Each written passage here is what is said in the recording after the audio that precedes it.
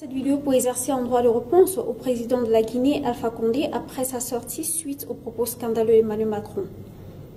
Monsieur le Président, j'imagine qu'en votre qualité du président de l'Union africaine, vous parlez aussi au nom de tous vos homologues africains.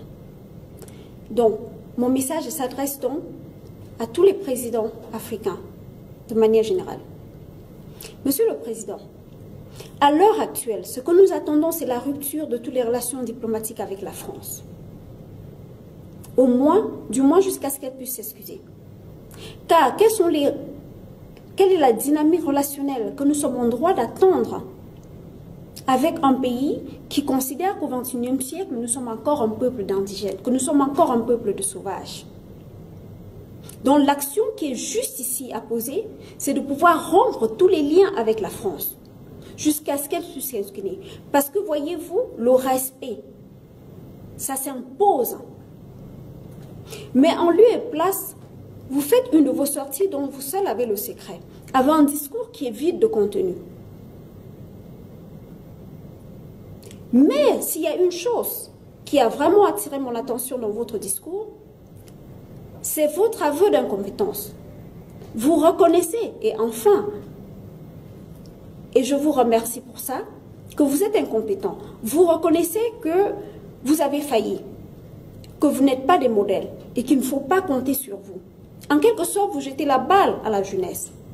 Mais à la fin d'un discours comme celui-là, la réaction normale serait de démissionner. J'attendais à la fin de votre discours que vous annoncez votre démission et que vous interpellez tous vos homologues africains à faire pareil. Parce que voyez-vous, si vous reconnaissez effectivement que vous êtes incompétent, nous ne devons pas continuer à faire avec des incompétents, dans la mesure où votre compétence a des impacts néfastes, désastreuses et irréversibles sur l'Afrique, sur la jeunesse africaine. L'impact ici, c'est l'immigration de masse. Les jeunes Africains plongés dans le désespoir. Les enfants du continent le plus riche, plongés dans le désespoir, dans la misère extrême, sont obligés de quitter leur pays. Traverser le désert, la Méditerranée, où on les laisse mourir. Oui, je dis on les laisse mourir, parce que c'est à titre dissuasif qu'on les laisse mourir. Pour essayer de dissuader d'autres jeunes Africains qui auront la tentation de faire comme eux. Mais ça ne dissuade personne, parce que la misère collective dans laquelle est plongée la jeunesse fait qu'ils n'ont plus rien à perdre. Donc, rien ne peut les dissuader de prendre le chemin périlleux qu'ils empruntent pour arriver en Europe. Et regardez comment on traite les jeunes Africains dans les camps des réfugiés en Europe, dans votre indifférence totale. Les Africains sont victimes de racisme partout dans le monde, dans votre indifférence totale. Certains d'entre vous prennent les propos d'Emmanuel Macron à la légère.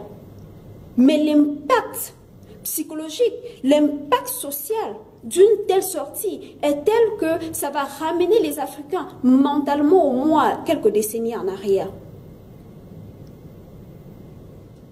Nous sommes à une période de notre histoire où l'Africain doit apprendre à s'aimer, à se valoriser et à imposer son respect de par le monde. Vous imaginez si Emmanuel Macron s'était permis de tenir un tel discours en se référant aux Asiatiques, aux Chinois par exemple, en ce moment la France serait en feu. La Chine serait en ébullition. Nous avons encore un souvenir, comme hier, les événements qui sont déroulés en France, un jeune Chinois qui fut frappé par la police. On ne sait pas pourquoi, ce qui a déclenché l'incident. Mais peu importe, le simple fait que le policier ait frappé le Chinois a déclenché l'incident diplomatique très grave, au point où la France a été obligée de s'incliner.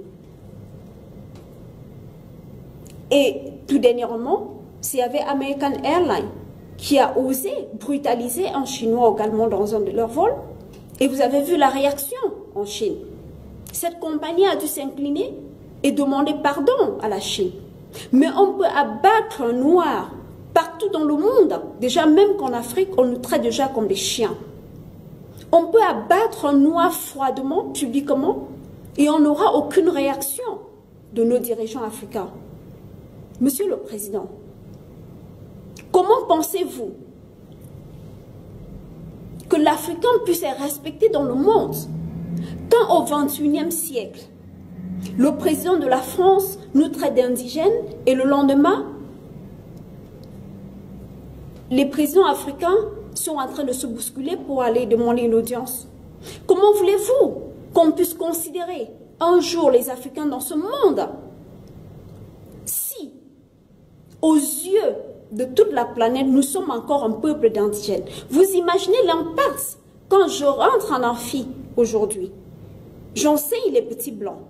Mais quand je mets pied dans un amphithéâtre aujourd'hui, ces mêmes petits blancs me regarderont et se diront, oui, celle-là c'est une sauvage. Ils vont même s'étonner de ce que je puisse être leur enseignant, ils vont même s'étonner de ce que je puisse être leur professeur.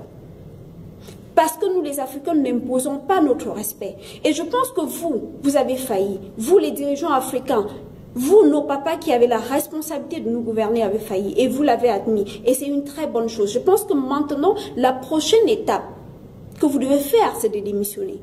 Vous devez laisser la place à la jeunesse africaine qui est dynamique, à la jeunesse africaine qui est à même aujourd'hui de pouvoir réécrire une nouvelle page de son histoire. Parce que l'Afrique a besoin de réécrire son histoire.